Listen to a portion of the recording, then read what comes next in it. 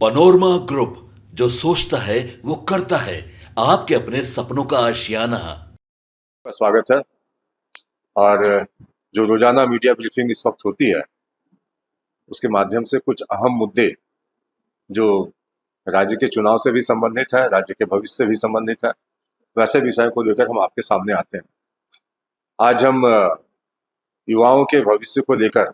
जो भारतीय जनता पार्टी ने अपने पंचफलन में घोषणा की कि 2.87 लाख जो वैकेंसीज है, हम सरकार में आते ही पहली कैबिनेट में उसके लिए हम प्रस्ताव पारित करेंगे, कैलेंडर बनाएंगे ताकि समय से एग्जाम्स हो जाए। अब बच्चों के भविष्य के साथ जो इस वर्तमान सरकार ने खिलवाड़ किया है, 5 लाख नौकरियों का सपना दिखाकर या फिर बेरोजगारी भत्ता के नाम पर उनको जिस तरह से दिवा स्वप्न दिखाया गया, एक उम्मीद जगाई गई 2019 के चुनाव में, सरकार अब उस विषय पे बात भी नहीं करना चाहती, न उस विषय पर उनका ध्यान जाता है। तो कहीं ना कहीं जो वादा खिलाफी हुई वो हमारे लिए काफी चिंता का विषय है कि एक तो जो अभ्यर्थी होते हैं उनकी उम्र बढ़ती जाती है, उम्र निकलती जाती है, उसका खामियाजा उनको भुगतना पड़ता है। तो हमारी सरकार अगर इस राज्य में आती है, मतदाताओं का भरोसा हम जीत पाते हैं, तो पहली कैबिनेट में ही जो हमने पंचफलन में अपनी घोषणा की है उसको हम पूरा करके दिखाएंगे। और महिला सुरक्षा का विषय हमारे लिए बहुत गंभीर है और हेमंत सोरेन की सरकार बनने के साथ ही जिस तरह से लॉ एंड ऑर्डर का विषय राज्य के अंदर चिंता का एक केंद्रीय बिंदु हो गया और आम जन अपने आप को असुरक्षित महसूस करते हैं, तो उसको लेकर भारतीय जनता पार्टी ने कई दफे सरकार को सदन में भी घेरा और सड़क से भी हमने प्रश्न किए। प्रदेश कार्यालय में प्रेस ब्रीफिंग के माध्यम से भी सरकार को सचेत करने की कोशिश की गई कि जो अपराधी तत्व आज हावी हो चुके हैं और गाहे बगाए जिस तरह से आदिवासी युवतियों के साथ, दलित युवतियों के साथ बलात्कार की घटनाएं बढ़ी है, 7,000 से ज्यादा अगर रेप के केसेस हों, एनसीआरबी का डेटा ये कह रहा है, भारतीय जनता पार्टी अपनी ओर से आरोप नहीं लगा रही। तो निश्चित रूप से किसी भी सरकार के लिए चिंता का विषय होना चाहिए था कि बहन बेटियों की सम्मान की बात करने वाली सरकार अगर इस मसले पर चुप्पी साधे बैठे रहे और कहीं ना कहीं जो फास्ट ट्रैक कोर्ट का एक कॉन्सेप्ट है उसको हम अगर इम्प्लीमेंट नहीं करते हैं ऐसे अपराधियों के खिलाफ कि जल्दी से जल्दी सुनवाई हो और कॉन्विक्शन रेट भी बढ़े, तब तक अपराधियों के मन में डर उत्पन्न नहीं किया जा सकता। तो इसलिए और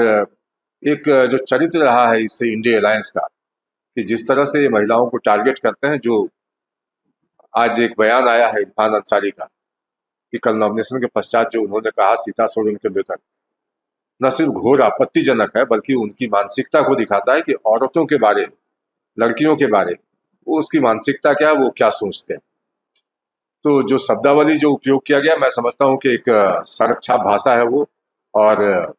इस तरह की भाषा वही लोग इस्तेमाल करेंगे जिनके संस्कार उस तरह के। तो भारतीय जनता पार्टी मानती है कि एक तो झारखंड मुक्ति मोर्चा को उनके खिलाफ कार्रवाई करनी चाहिए, साथ साथ चुनाव आयोग को भी इस बयान का संज्ञान लेते हुए जो विधि सम्मत कार्रवाई है उनके खिलाफ की जानी चाहिए, ताकि चुनावों के दौरान भाषा की मर्यादा कम से कम बनी रहे और कोई प्रतिपक्ष जो हमारा है, जो इंडिया सरकार में है लोग, अगर इस तरह की भाषा का इस्तेमाल करेंगे तो हमारे कार्यकर्ताओं से फिर वो शालीनता वाली व्यवहार की अपेक्षा भी ना करें। क्योंकि आप अगर किसी को उकसाने की कोशिश करेंगे तो हमारे कार्यकर्ताओं ने कोई चूड़ी नहीं पहन रखी है,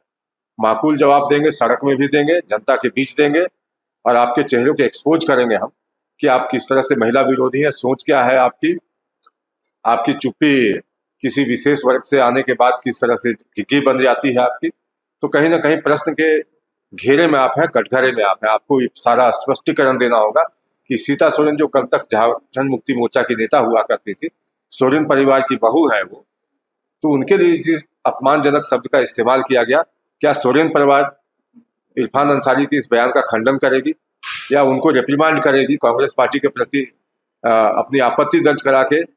उनको इस भाषा के लिए कहीं ना कहीं मैं समझता हूँ कि संदेश देने की आवश्यकता है, ताकि महिलाओं का सम्मान सुरक्षित रहे, महिलाओं के प्रति जो आदर का भाव समाज में विद्यमान है उसको कोई अगर डेंट करने की कोशिश करता है तो उसके खिलाफ सख्त कार्रवाई की जानी चाहिए।